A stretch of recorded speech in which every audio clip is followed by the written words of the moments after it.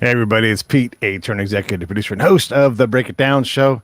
Waiting on Gustavo Arellano to pop in. Here he comes right now.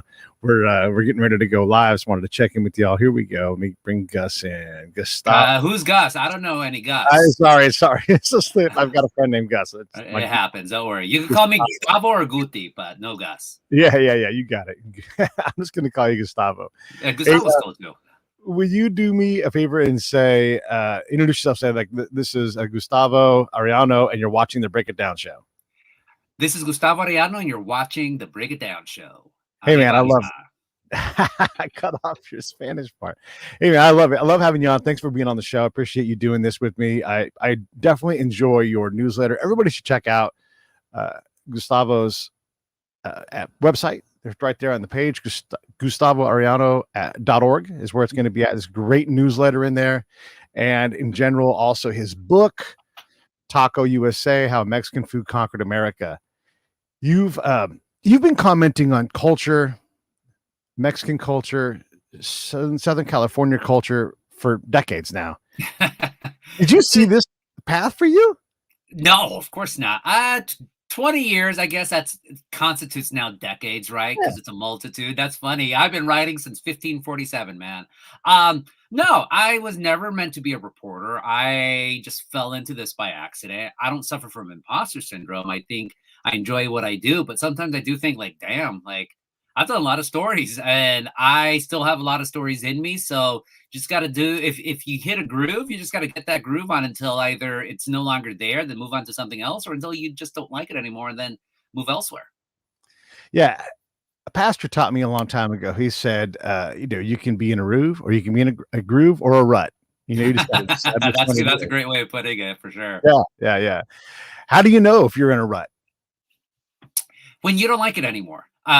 People always ask me, how are you able to do so much? How are you able to host a daily podcast and do a column for the LA Times and do a newsletter and come out on this show and that show and teach at Orange Coast College and help out your wife at her restaurant and market and all of these things? And I tell them it's simple. I like it all. I love it all, frankly. It's fun. If there was any part of those things that were not fun, I wouldn't do it. And I'm lucky enough to be able to be at a position in my career where I could get to choose what I want to do and what I don't want to do. And I understand not everyone's like that, but hey, if I'm going to have that luxury, I'm going to take it. Yeah, I hear you. And you're right. I do similar things. Like, how do I get in the car and drive to Texas to go talk to people? It's wonderful. It's great. Fun. Yeah, got it. Where in Texas would you go? Wherever I think the story was. I drove all the way down to Del Rio. And I'm like, yeah. Well, if the vice president will go, I will. And that's not a political statement. It's like, this isn't that hard to do. And it's a drive. It's fun. That's what. How far is it from Southern California to Del Rio? I've never been down there driving. It's not close to anything. So El Paso was a good solid day. 12 hours. Yeah. Right. And then you go another, let's say 5.5, 6 hours. Let's say 6 hours because you got to kind of drive roundabout. Yeah. So it's not bad, but it is not close to anything. It's hours away from San Antonio. And hours away from anything else that's big. Yeah, that's cool, man. Yeah, but yeah, again, like, look, you don't blink at all at taking a 17-hour drive to go find a story. Other people, they don't want to go farther than 2 hours. So it's for me, honestly, it's not even about perspective, because perspective then makes it an objective thing. No, this is completely subjective. If you enjoy what you do, it's never going to be work. It's never going to be a hassle. Is it going to be hard sometimes? Of course. But sometimes people just like that challenge of just putting themselves out there in places where they don't feel comfortable, or in places where they're just thrown in blind and have to fight their way out to get to some semblance of understanding. You write often about very specific small things. Huaraches. My sister wrote about it, not me. Well, that's true. Yeah, you're right. But it was in your newsletter, right? So it's representative of what you do. But these things come out, and you wrote about quesadillas, and you're tied to family and everything. How do you? It's so small, these topics. How do you suss out? Like, you must just be pinging all the time. I want to write about this. I want to write about that. All these different things. How do you sort out what's worthy of your time to bang out an article? As a reporter, I think the best reporters are always on. Even if you're not writing, you're looking at the world and saying, "Oh, that's a story. Oh, that's a story." You're also learning, you're reading all the time. As you go around, you keep things in your mind, in your back pocket, to use that cliche.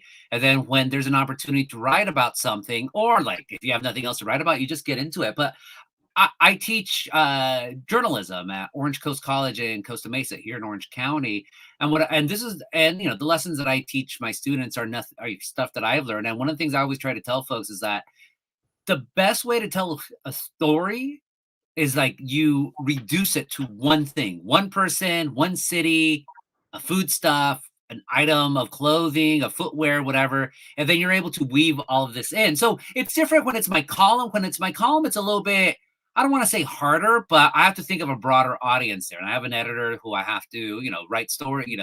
My mandate there is to tell stories about who we were, who we are, and who we're becoming as Californians.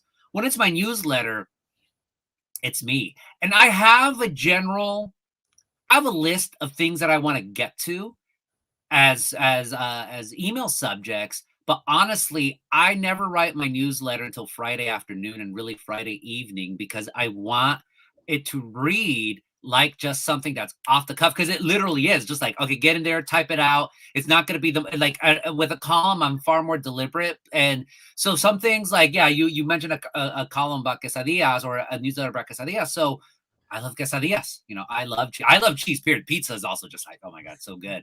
And so the point of when I wrote the newsletter that particular week, I talked about how, and this happened actually over the summer, how, because I always visit my parents' house. My mom passed away a couple of years ago, so I definitely visit more than I used to, just to be with my dad and my siblings. And my entire life, I've always had that house quesadillas, cheese, tortillas, tapatio, and also orange juice. Orange juice is very key. So one day I show up and none of it's there. Not orange juice, not cheese. There was tortillas, but like there was no cheese, and it just made me feel forgotten, and it made me feel very sad in a way that I haven't felt sad in a long time. And I didn't hold it against my siblings. I wasn't angry at them or anyone, but it's just like, wow, they know that I love tortillas, but I slipped their minds. And so from there, I took that incident just to talk about what happens. I think as humans, we want to leave our mark on this world one way or another. We don't want to be forgotten. Well, I was trying to remember this earlier, but attribute it to whatever culture you want. I've heard it supposedly from Aztec culture, but I'm sure Jews believe this or whatever. But it's like that people suffer 3 deaths when you are buried on the ground. And then I forgot the middle one, but then the last one is when people say your name for the final time, and then after that. And yeah, the human condition is we don't want to be forgotten. And in this case with the quesadilla, I was forgotten. Yeah, yeah. And it's powerful. There's these other messages that you put in there. When you look around, I mean, Southern California, we're so multicultural. Sometimes we lose track of the fact that we're doing something that we've brought into our lives. Like tacos are ubiquitous. I mean, you can go to Koreatown and get tacos, right? I mean, it's just like it's everywhere.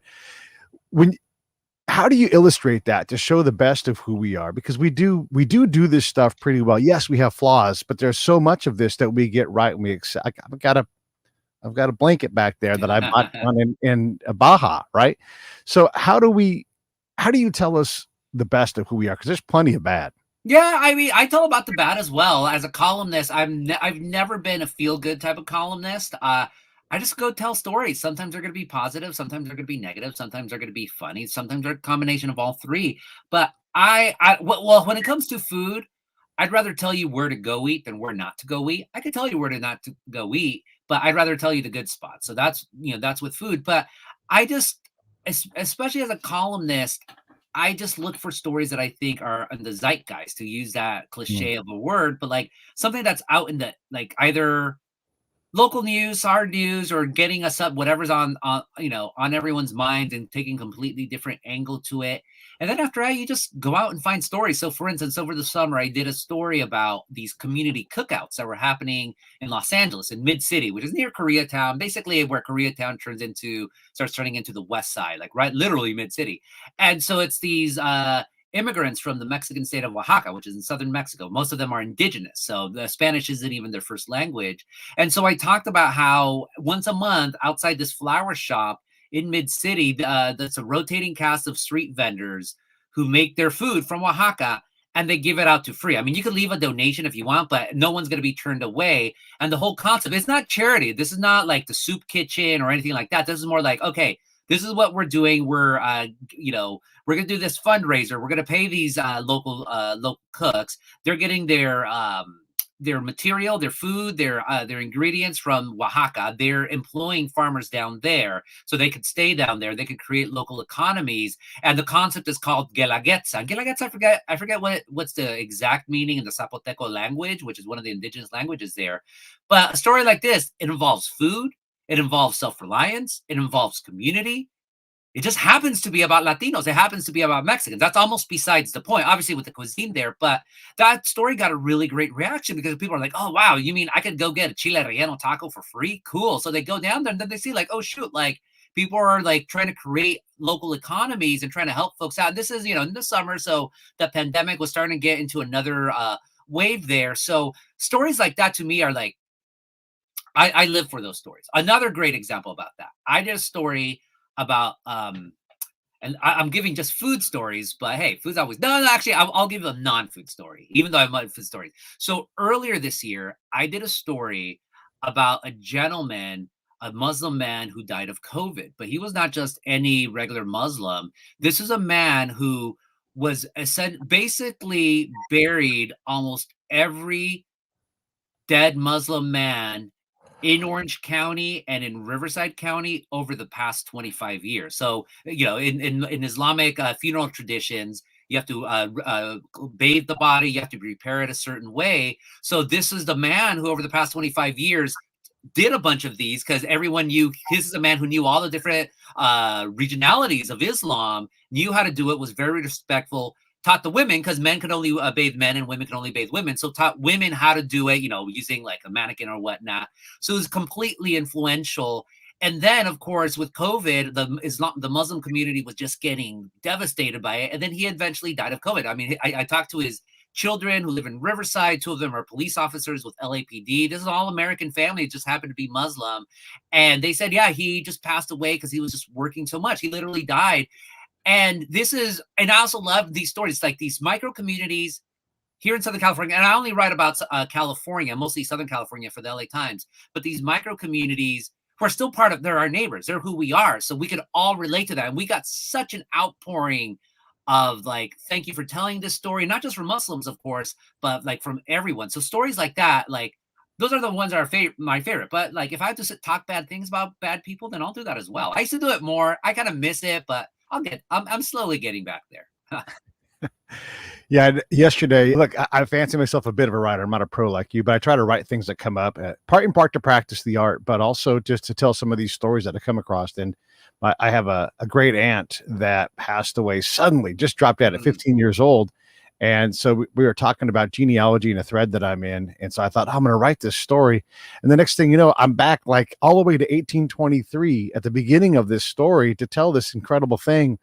And it's just a little hunk of an all-American family that, they came from somewhere else. They moved somewhere here, then they moved somewhere else. And then they ended up, and especially when we write about things from 100 years ago, people just died all the time. Like we've been hammered by COVID, but we're so fortunate in that people can reliably predict to live 70 years, like that would be a decent life. Yeah. No, look, we despite all the troubles that are out there, we're probably at the best point ever in human history if you really want to get down to it. I'm an eternal optimist. You have to be an optimist. You have to think that things are going to get better. When you do tell people that, yeah, you're probably not going to have a better, that's what is that why Jimmy Carter got in trouble, because he said, oh yeah, by the way, folks, you're going to be the first generation who's going to make less money than your parents, and people didn't want to hear that, so they went with Reagan. But no, I think there's so many stories out there. You don't have to be a reporter. You don't have to be a so-called professional like myself to be able to tell those stories, to be able to find the stories of your own family.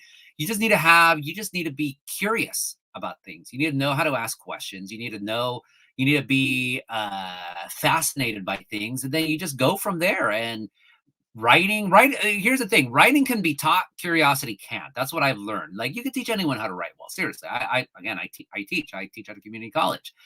But the curiosity factor, the hustle factor, that's almost uncrackable. And I know that's not a word, but it should be a word. Well, we're making new words and changing new words all the time. So uncrackable. I mean, I probably write a made up word every time. You sprinkle in Spanish all the time in what you write. And so you'll see like a word, and I'm like, well, I don't know that Spanish word. Now I'll look it up. And you're slowly teaching me my bad Spanish to be not so Spanish. Yeah, no, I don't know. Sometimes I do it purposefully, but honestly, it's just natural. It's just natural the way I talk. And I'm the child of immigrants. My first language was Spanish, although I was completely fluent in English, or for the most part, by age 7. But even to this day, I still mispronounce words. I say accept as accept. I just learned recently that it's scarcer, not scarcer. So I say scarcer. I don't know. That was the upbringing that I had. But when it comes to Spanish, I just with languages, period. I've always been fascinated by languages. I was like if there's a concept, even though it's not English or Spanish and it's a foreign word, but if it's a concept that I can incorporate into my day to day life, I'm going to do it. Like I love Yiddish. I have a book right here. I'll show it to you right now. The Joy of Yiddish. The Joys of Yiddish. Awesome, legendary book. I haven't read it. I'll be honest with you, but I grew up around enough Jewish culture to know a little bit of oy vey and shlemiel and all that good stuff. And shlemiel is a little bit different. That's not something you use too much, but oy vey, I say oy vey all the time. I'll be like oy vey, whatnot, Yeah. In Arabic, I love the term inshallah, God willing, because we say that also in Spanish. We say ojalá. Ojalá is like hopefully, literally comes from inshallah. So Right. I'll say sometimes inshallah. Why not? And if people want to know, don't know what it is, ask me. I'll explain to you more than that. Just be curious about the world, because the world that you live in, okay, it's a cool world, but there's so much more out there. Go out and learn about it, because you might be surprised. You might be surprised that about your beliefs. Maybe your beliefs are actually wrong. Well, they probably are wrong. We're probably all wrong a lot more than we allow. Yeah. I do love the mixing of languages. I've spent a lot of time in the Middle East. I understand a lot of Arabic, and I think in particular, inshallah works really well here in Southern California, where people say, "How far is that?" And I'm like, "It's not how far; it's how long." And you know how it is down here. I mean, what? Once every other year, a plane lands on the 405. Like Little small plane. We're not talking about jumbo jet, but yes. yeah. But still, it's just the busiest freeway in the world, and there's a plane on it, and it shuts it down, or whatever kind of crazy. So you could say, "Yeah, I'll be there in about 40 minutes." You really could say, "Inshallah," because it's really out of your hands because of the size and scope of Southern California. Totally. No, I mean that's one of the great things about living in Southern California. You don't know what's going to happen, except a lot of people are going to complain about it.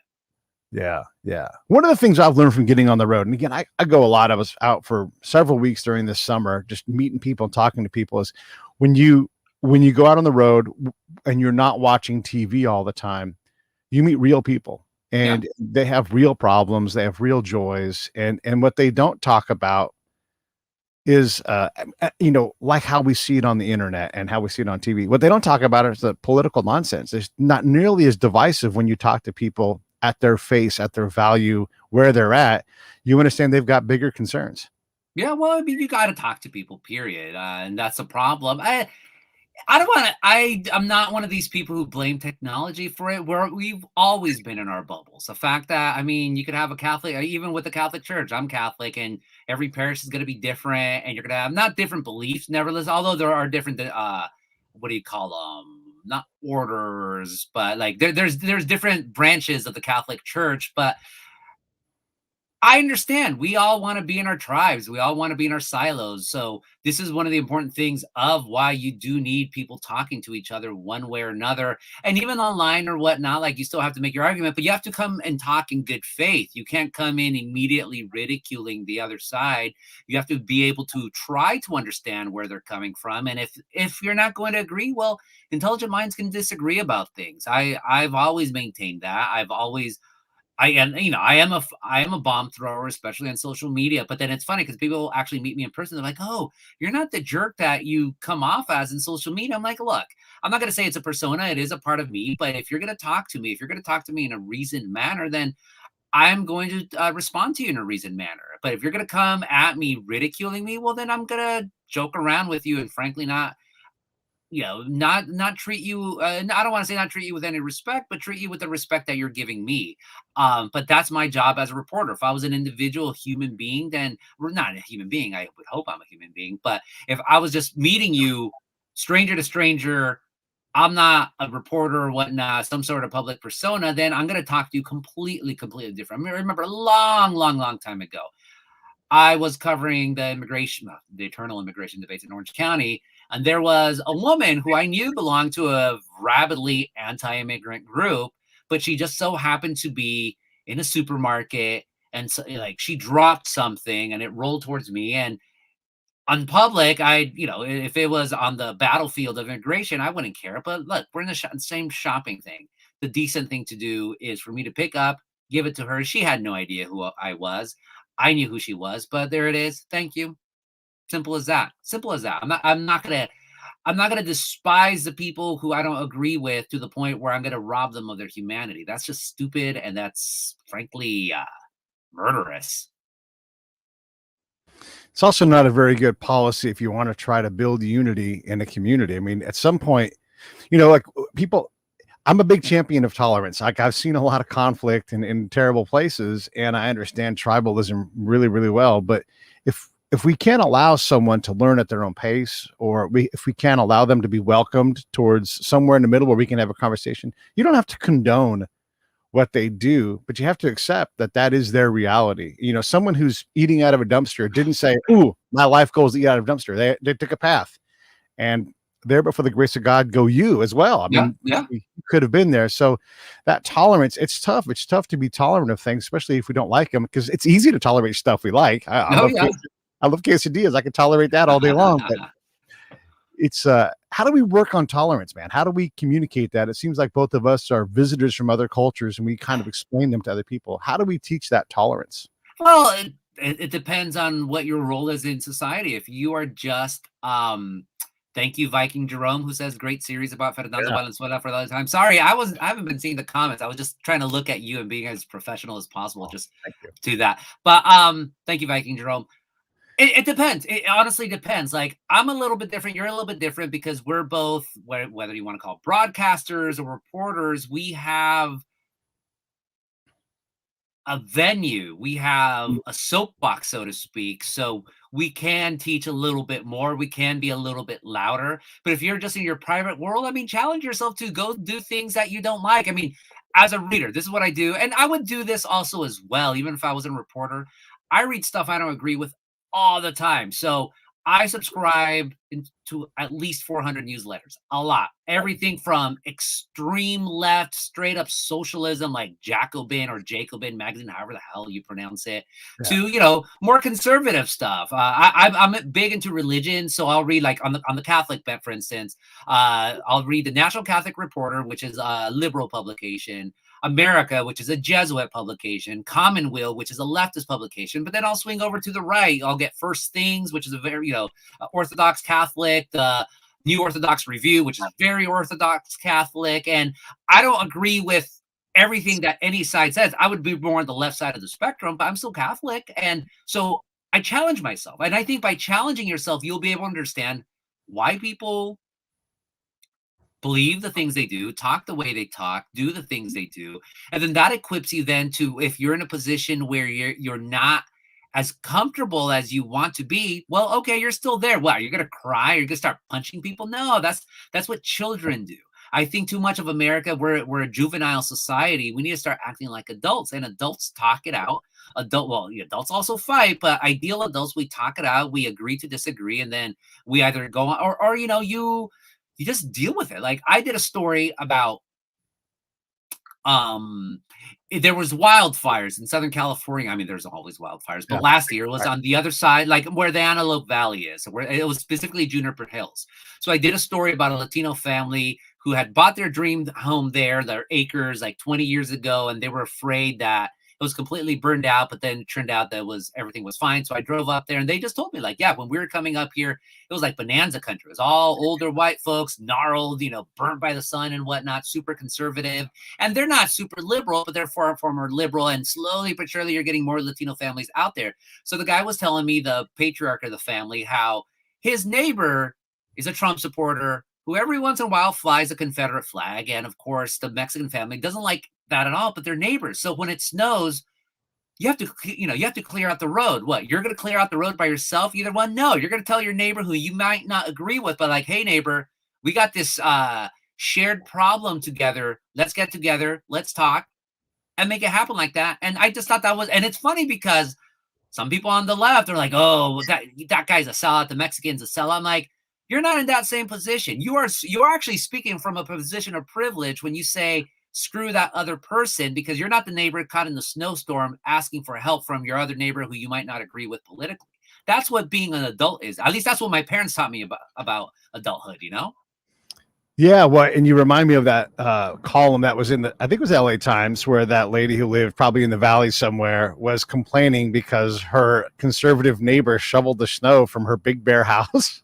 Oh no, I maybe it was the Times. It wasn't my column though. But yeah, like, come on, like, it wasn't your column, but it was there, and then she wrote this thing, and it's like, how big of an asshole are you? Your neighbor just did you a solid, and you're not even there. Yeah. And you criticize. And look, this story happens to have a person who's left leaning, who's the asshole. It goes the other direction for sure. But my issue with partisanship is when you have apologists. So everything that you criticize the other side of doing, your side has done. Yeah. And if you try to say your side is pure and your side is righteous, there's a difference between being right and being righteous. You could be right on an issue, but none of us are righteous, are any of that. Like the cancel culture coming from the left, the right was doing it as well, but the left has also done it as well. So, but when you point those things out, like that to me is the marker of a true adult. It's like, are you willing to call out, it's what Jesus said. Are you, what is it? Like, pull out the pole in your eye instead of calling out the smoke or whatever it is in your enemy's eye. Like, come on, like you have to call yourself out first. If you could do that, and very few people do that, by the way, but if you could do that, then I'm going to have more respect for whatever your position is going to be. And I'm going to give you a little bit more authority than someone who's not going to be able to, who's not willing to call out the right in their own side or in their own tribe, so to speak. It's funny, getting out of the state, you see a lot of different things. Here in California, I think I can say this as a general term, we're very dismissive and disdainful of the South. But the moment you leave California is the South for a lot of the nation. They think we're crazy here. Oh yeah. No. I've been traveling to the South before COVID, but my wife and I, every year we would take a road trip to Central Kentucky and Tennessee, because there's something there called the world's longest yard sale, which is, imagine a gigantic flea market with amazing stuff and super cheap at that. So we have been doing it since 2007. And so and of course I knew what I was getting to, because before I got into the South anyways, especially in the rural parts, because my parents are, like, I always say, they're Mexican hillbillies. So I know how rural folks are. I know that mentality, whether you're Mexican or, Appalachian, I know that mentality. And so going in there, I've always had a blast. I've never felt discriminated against. The only times I've ever felt discriminated against in the South, frankly, are in the big cities. In the big cities, that's where we have been discriminated against. But in these small towns, like, no. And then they would see our California license plates, and they were more like, oh, that's funny. Like, what on earth are you folks doing here? Their accent. But they weren't immediately saying, oh, liberal California or whatnot, because they saw us at, we were customers there. So, of course, they weren't going to just dismiss us. And they were not going to dismiss us also because both my wife and I are Mexicans. But it was that license plate. And we told them, like, oh, we've been doing this all the time. And we chill, like, yeah, this is not like, oh, so in their mind, we were okay because we came to their home and we're not dismissing them as a bunch of rednecks and hillbillies because we're talking to them as humans, and vice versa. It's like, okay, you Southerners, you're all right. Like, maybe if we talk a little bit more, we'd find things to disagree on. But for right now, we have not even a truce. We're accepting each other. We're friendly. And that is a big step. But again, people like to stay in their bubbles, and when they stay in their bubbles, that's when, if you stay in your bubble for too long, that's when you become stupid. And guys like us, we're people that, so as a term I use called miscomfort, right? Where Huh. you are unfamiliar with it, and you get it. The prefix is weird, but this is the point: is Yeah. It's you and I clever, will, actually. Yeah. yeah, and you and I will pop into someone else's bubble, and we can handle this is a bit weird in here, but we come back with these stories. This is what I did when I was in the military, working in Iraq, Afghanistan, all these places. I would take the reality of the Afghans and then the reality of the army or the state department, whoever it was I was working for, and I would share them to each other to kind of balance the equation, Mm, and you do a similar thing where you're like, hey, these things are actually normal, beautiful, and wonderful. yeah.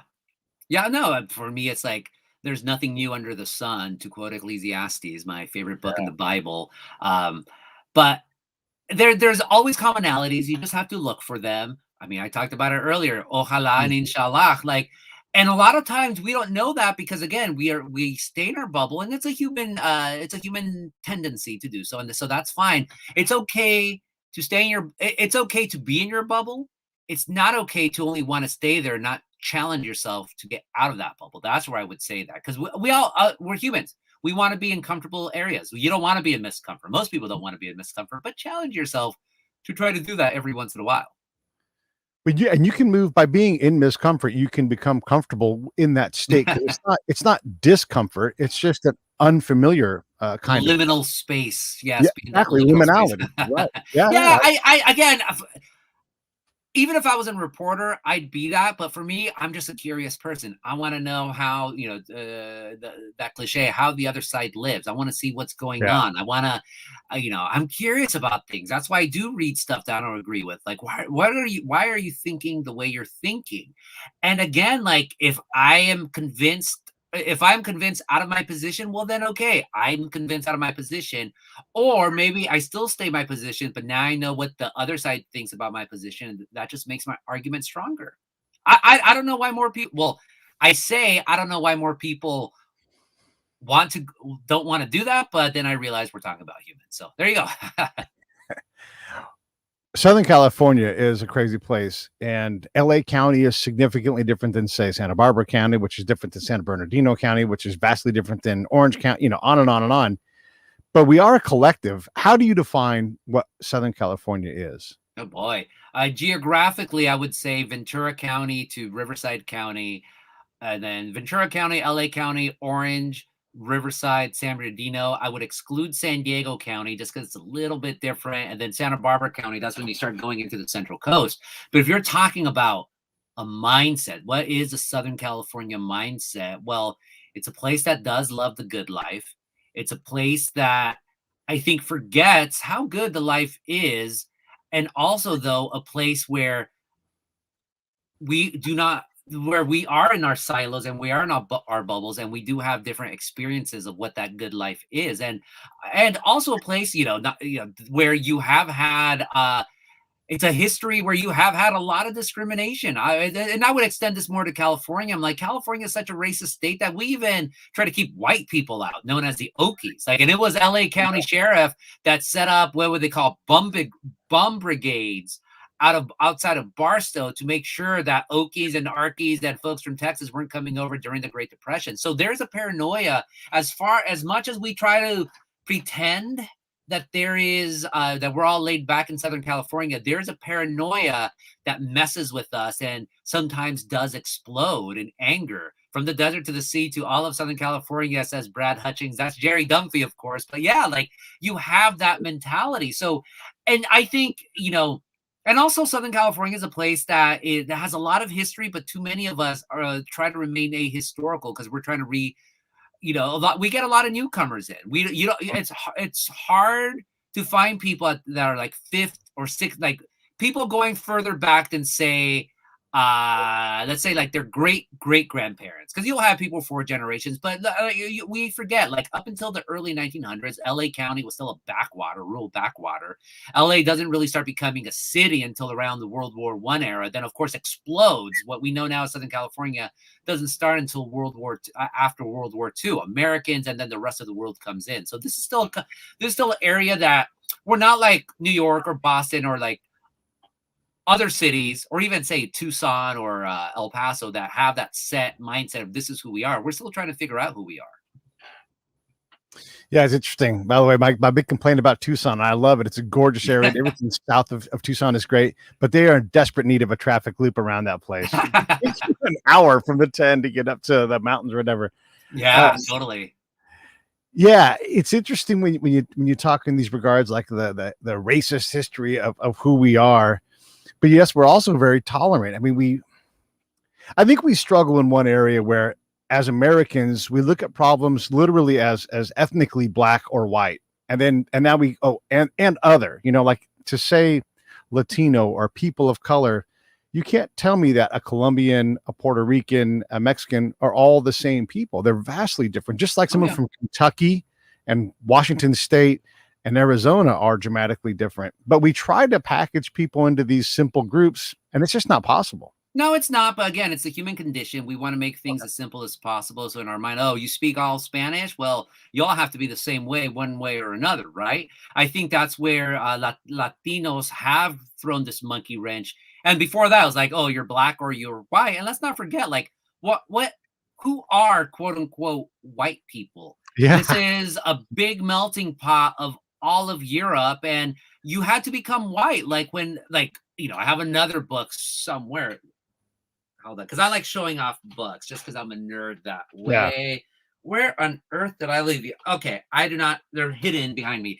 But I've always been fascinated by the ethnic history of the United States. So there was a series during the 1970s where it collected the history of racism towards Jews, Chinese, and Italians. And the titles of these books: WAP, Chink, and Kike.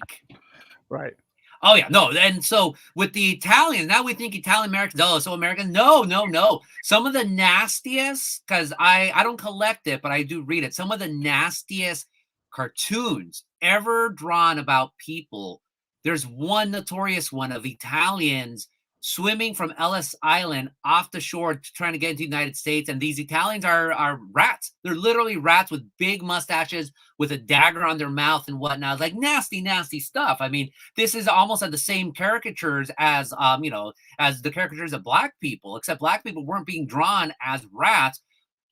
Irish, Thomas Nast, the legendary political cartoonist, despised the Irish and drew them as freaking gorillas, as gorillas. You're as stupid as an ape. And I think we forget about that history so much. And also I would say white people forget that history, that your ancestors 2 to 3 generations ago, they were not considered white. You were able to assimilate, because that's the American way, to be able to assimilate into this particular place. But in the United States, like, we don't teach. This is why I'm a proponent of ethnic studies. I do not believe in ethnic studies to teach, especially students of color, that they're victims, and white students that they're the enemy. I don't believe that at all. And I think if you do teach that again, that's a historical. But I do think it's important to teach our students the complete history of the United States. It's not as pretty. And I get it, different things for different grades. But once you start getting to high school, you should know, like, hey, this country is pretty messed up. This country is still the greatest country on earth, but it's still pretty messed up. And this is the history behind it. And I think if you draw out that history, it'll connect folks to each other more. It's like, wow, despite all this crap, well, here we are with our iPhones, and we're able to make something of ourselves. And this country isn't perfect by any sense of the imagination, but this is an experiment where all of us, one way or another, are trying to make something better. And sometimes, sadly, there's other people who are going to try to clamp down on the other folks, but the other folks still have been able to get ahead one way or another, or trying to. I think, to me, the American experiment is an American of constant struggle. And when we do become complacent in what we're doing, that's where the problems start happening. One of the things I love about America is that we're built to be like in a rolling gunfight all the time. Hopefully without the actual ammunition. Yeah. I mean, I'm talking a verbal gunfight, but like, we're not going to agree politically quite often. We're going to fight because everybody has a chance to say something, which means that everybody's going to fight. And so we have this diversity plus unity thing. And right now we're struggling with the unity part, but because we allow look at the problems that we're trying to tackle. We're trying to tackle multi-sexual orientation, multi-genderism as a topic. Go 1,000 miles to the south, I promise that's not going to be a friendly conversation. I mean, it's not. So we're handling these very complex issues in a way that that we're able to slowly advance and slowly understand these things in our lifetimes. The way people refer to people who are homosexual Yeah. is dramatically different. I Oh mean, yeah. it went from being mocked openly by all of us to being accepted and embraced Yeah. Yeah. as a norm. Yeah. To a certain extent, but yeah, again, it is a work in progress, and it is a work in progress that's never going to be finished, nor should it be finished. Frankly, I think once you get to, I mean, look at the Israelites. Once they got out of Egypt, God got mad at them because they got complacent, so they had to spend 40 years in the desert, and none of that generation were able to go into the Holy Land. So, like, you should Yeah. always be struggling to get to a better place by realizing and realizing that you yourself are not going to get to that better place, but the hope is that your children and the folks after you will get to a better place. One of the things that's interesting too is if you start reading books and start diving in, we all start to understand like, wow, there's so much that I don't understand about this, and synthesizing different histories, like the impact of Islamic and Arab culture on, say, Mexican culture, and how the kind of words you say. I mean, there's literally like Shakira is claimed by everybody, because she's just so multi-ethnic, and Yeah. it's interesting that we have these things. And that's brushed up against your comment earlier about ethnic studies. I went to what was Hayward State, now it's Cal State East Bay, Yeah. but they had an ethnic studies program, and I looked through it, and I was shocked at how non-inclusive it was. Mm. It was very specific to very specific groups, and if you want to understand the Swedish heritage and how people immigrated from there, or from Germany, or from Ireland, or from Italy, and all these different struggles, you couldn't find those classes in this entire degree program. Yeah, I would say though that because you don't have that significant Swedish American population in the Bay Area. On the other hand, you go up to say Minnesota, North Dakota, I guarantee you will have those. You will have. I apologize for my dog here. You All right. will have those types of classes, and this is why I think for some place like California, like I'll give you an example, Cosmo. Come on. For a place like California, the Swedish experience, honestly, you're stuck with like Kingsburg, California, which is in the Central Valley for like big, and not to say that there's not Swedish stuff, but if we talk about Yeah. who are the big white ethnic groups that have dominated what we now, or quote unquote, white ethnic groups that we have influenced what we now know as California, I would say you should know about the Okies. You should know about the Armenians. You should know probably, I mean, statewide in terms of big, huge things. In the Bay Area, Italians, of course, big, huge. In Los Angeles County, that's where you have Greeks, you have Croatians, especially in San Pedro. Like they ran a lot of those canneries. Again, like, and this is the thing though. This is the problem when we stay in our silos. You talk to a lot of proponents of ethnic studies, they don't know those distinct histories, they don't know those distinct communities, because they can't possibly imagine that those communities had any issues because they thought they were white. But then at the same time, those own communities, they think, well, the only people that care about this is us, so they don't try to do a job to try to incorporate their stories more. You did have a little bit of that with the debate over at what's now the ethnic studies bill. You had Jewish groups trying to push a little bit back more on like be more inclusive of their history, Armenians as well. And I like that. I'm like, yeah, we want more of that history. There should be more of that history. Students should know that this is California. It is a whole bunch of stuff to reduce quote unquote white people to being white. It does a disservice to us, frankly. Yeah, and then again, back to that question of what is white. I was at a funeral this week for a guy who was an icon in the skating community, and the guy who was emceeing he's Armenian. Yeah. And if you looked at him, you'd be like, that guy's not white, Yeah. but he is. And in matter of fact, he's Caucasian, truly. I mean, his ethnicity, but we don't consider that. And so here's this guy that's clearly not Anglo-Saxon, which is code for white. Yeah. But he's excluded from that. Egyptians, technically, academically, white. There's all kinds of people that fall into that Caucasian category who are nowhere near the Caucasus regions. We struggle to identify what is and what isn't white people. And if I was to show an array of people from every country, like a prototypical European person, Maltese, Turkish, whatever, and I said, pick out the white people, you wouldn't point to all of that and say, that's white people. Yeah. So we're really bad at that.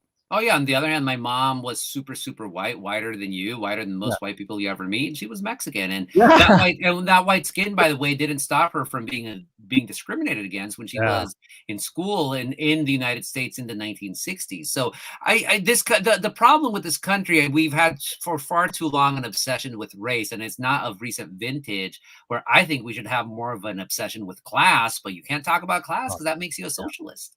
Yeah. Yeah. Yeah. You're right about that. And class is a problem. Oh, it's a huge And and problem. and we ignore ethnicity. We also fall a little bit in love, a lot in love. We beatify the native people, and we really know very little about them. We just know that they were here before us, but who was They're here still before here. them? Yeah, right. They're still here. You talk to historians that know that stuff, then it's like you have to understand how much these ethnicities and these people washed over each other, eliminated each other, and so our knowledge, our grasp goes back. How far does the average grasp of a Californian go back on our history? Is it 50 years? Is it even that? It's certainly not 200 years. Yeah, I mean, generally there was missions, and that California was part of Mexico, and then there was Disney, then there was Hollywood, and then that's about it. Then it goes forward from there.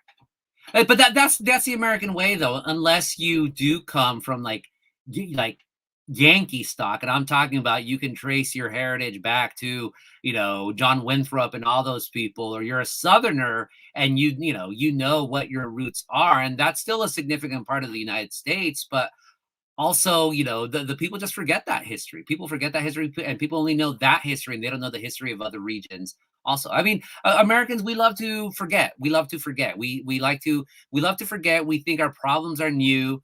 Again, there's nothing new under the sun, though, and the sooner we as Americans realize that, the better we could be off. And I'm not just talking about, like, I know there's a bunch of alarmism about what's going on now, but again, I take the long view. I'm like, you think the rhetoric is nasty now? Like, go back to just 1980s, 1960s, 1940s, all the trash that they used to talk about FDR and the New Deal, and they wouldn't call it the New Deal. The neo-Nazis talk about freaking, there was the what was it, the Bund, the apologists for Hitler filling up Madison Square Garden. You could cry all you want about Charlottesville, and what happened in Charlottesville was bad, but that wasn't Madison Square Garden. Yeah. There's nothing new under the sun. What happened at the U.S. Capitol on January 6th, that was pretty interesting. But again, none of this is unprecedented. We just have to realize that. And the sooner we realize that, the better we can move forward with whatever we need to move forward with in terms of bettering this country. Yeah, there was just an actual coup the other day, an actual coup in Sudan. I mean, Yeah, not yeah, just like yeah. not just something that could be coup-like. And I'm not making light of January, Sure. 6th, but this is an actual thing. We're like, Perspective. yeah. That's just a big thing, man. Perspective is huge. Like we talk about the 1%, and I always say scope the camera back, because I can poop in my toilet, not to be, crude or anything, and that disappears with fresh water. Yeah. Like how decadent is that? I can turn my faucet on when I brush my teeth and leave the water running for 2.5 minutes while I brush my teeth with my electric toothbrusher, and it never occurs to me just how incredibly fortunate we are here in this nation. We are. No, we totally are. I do think, again, just, I don't know. If I were a billionaire like Elon Musk or anyone, at a certain point, I'm like, do you really need that money? And most of these people do, because they create these humongous lifestyles for themselves that has to subsidize Yeah. all of that. But I don't know. I don't think money's evil, but money can certainly corrupt people very fast. And I think that the best, the ideal life, at least the life that I try to live, I like living a comfortable life for sure, but I don't need to have all this money, and I need to have enough to be able to sustain. I mean, you see what's around me. My comfortable life is books, but these are not new books. These are all used books that I bought over my lifetime. And then if I could use that money to help folks, and not just by writing a check, I think more people should do that. People say, like recently you've been seeing all the HBO show Succession is on, and the mainstream media loves to talk about, oh yeah, it's a parody of the Murdochs. So now you're having the backlash from the conservative faction, people saying, well, they try to make all rich people out to be like evil, but like all the rich people that I know, they're all involved in charity. They're all nice people. And it's like, okay, fine. Rockefeller gave a lot of money to a lot of people. He killed a bunch of his strikers. So that's not, again, I think for me, Yeah. I don't romanticize anything. You have to be as clear-minded about things. Romanticizing nostalgia, I just think they're Achilles' heels that will set you up for misery and anger and cloud your judgment of what's in front of you. Yeah. Nostalgia is an intoxicant and it becomes Yeah. poisonous real fast. It really does. No, I no, want to totally. mention your wife's restaurant slash market in downtown Santa Ana on 4th Street. I've been there. It's Oh, fantastic. thank You guys you. are Orange County folks. If you're destination folks, come in Orange County. Go to Alta Baja. You'll love it. It's so damn cool. I want to go back and buy Christmas gifts there, which I am going to do, and I appreciate it. I wanted to ask you because you do have Catholic roots. I grew up in a town that was the first official state capitol building is Benicia, and Mm, we have one of the oldest churches yeah. west, if not the oldest churches west of something. We'll say the Mississippi. I don't remember the exact thing, but it No, goes because you have New Mexico. So New right, Mexico right, goes right, back to the right. 1600s. So we'll say west of the Sierras or whatever it is, right? But it's Yeah. the oldest churches. It's been around for over 150 years. But we're also becoming as a people less dependent upon the church, less dependent upon that kind of and dismissive of the Catholic faith because there's a lot of problems with the institution. But it is California. I mean, we got this El Camino Real that runs the length of the joint with missions all up along it. What are you thinking? Like, how do we deal with this complex problem of the Catholic Church, but also the Catholic influence on our history and who we are? Well, it's who we are. You can knock down statues of Junipero Serra all you want.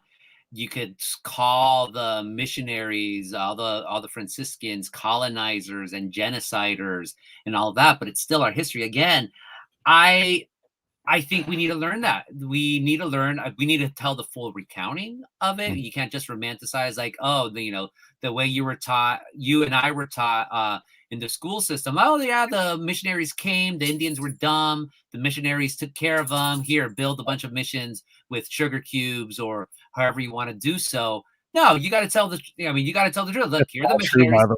the What's up?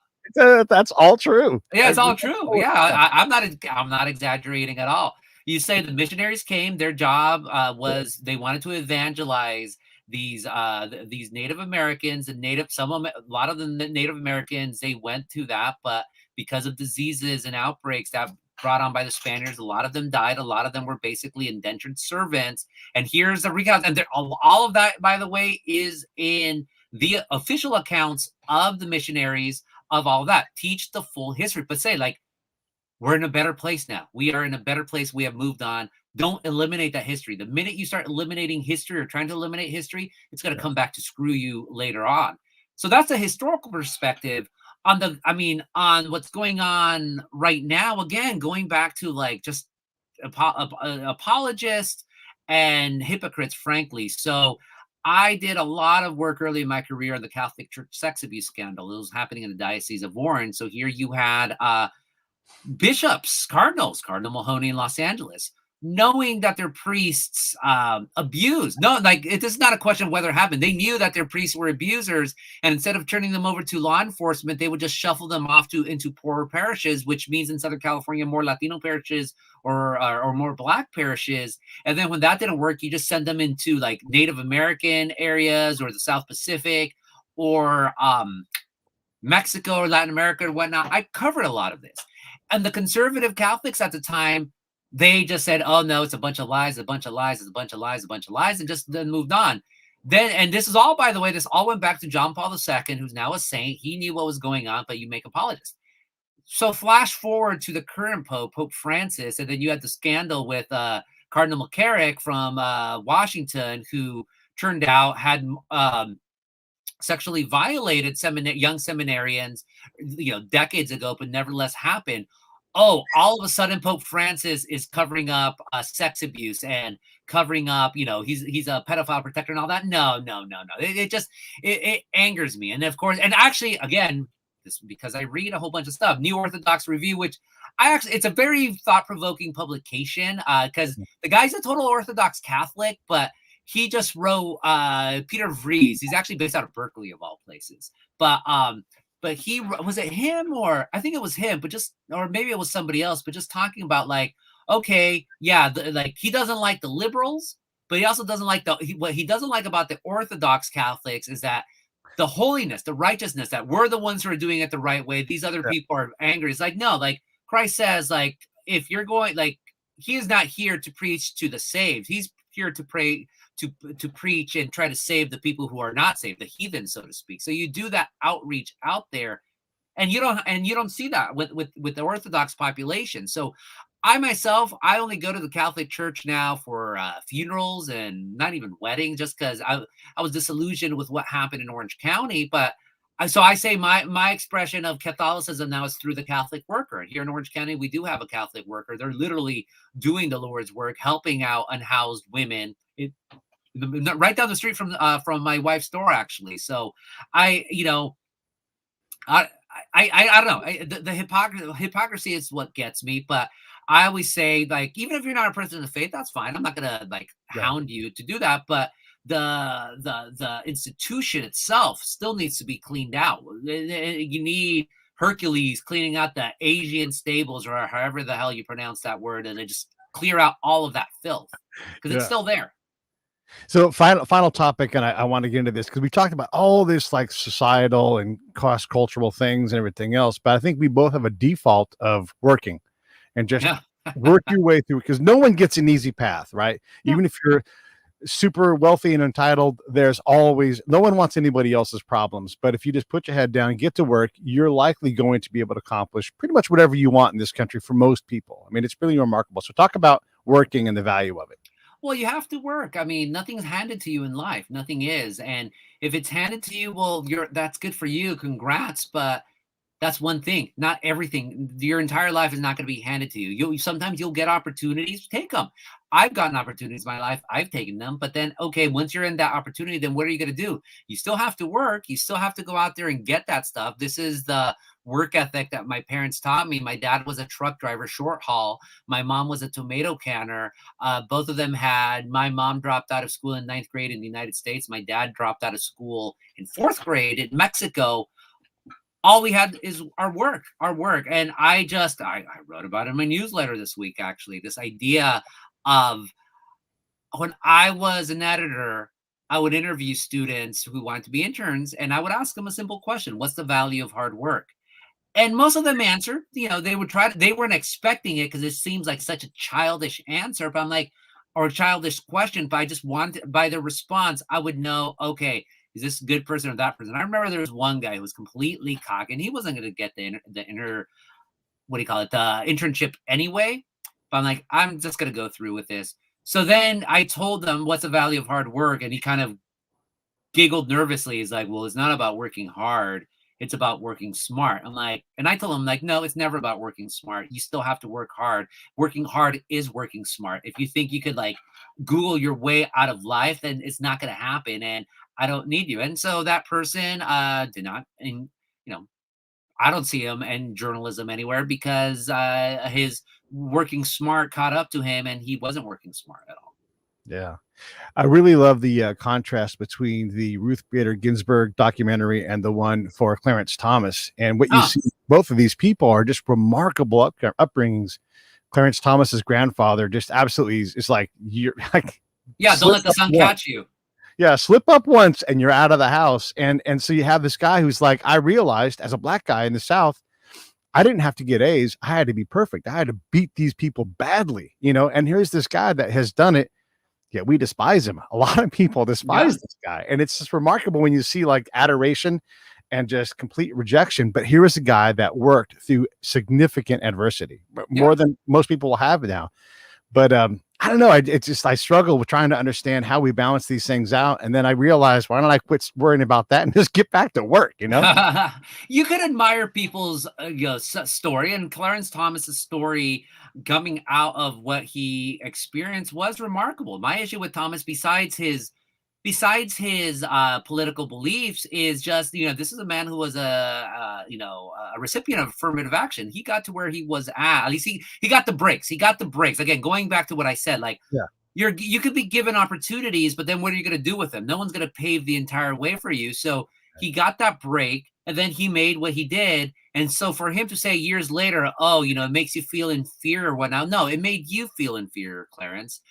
It didn't. You cannot say the same thing about other folks, and then you cannot, once you have these positions of power, try to eradicate the very thing. For me, it's hypocrisy. It gets to the question of, like, for instance, illegal immigration. People will be like, "Oh, you really can't want 5 billion Chinese to try to come into the United States," and I tell them, look, My dad came to this country in the trunk of a Chevy in 1968. I am a beneficiary of an illegal immigrant coming Yeah. into this country. A lot of my family members from my dad's side, at least, a lot of my friends, they came in here. I have seen some of the hardest working Americans I know are still undocumented. Some of the most lazy, entitled, Oh selfish, my gosh. loser Americans are like Americans 4 or 5 generations who don't even know their roots anymore. So for me to say like, oh, we need to put a stop to illegal immigration, I could not live with myself because I would be hypocritical and people could call me irrational. That's fine. That's fine. But it's just not going to happen because people say like, oh, we need talented folks. I'm like, my dad wasn't talented. He was a 4th grade cattle farmer when he came over to this country when he was 18 years old. And look, he's his 4 children. Three of us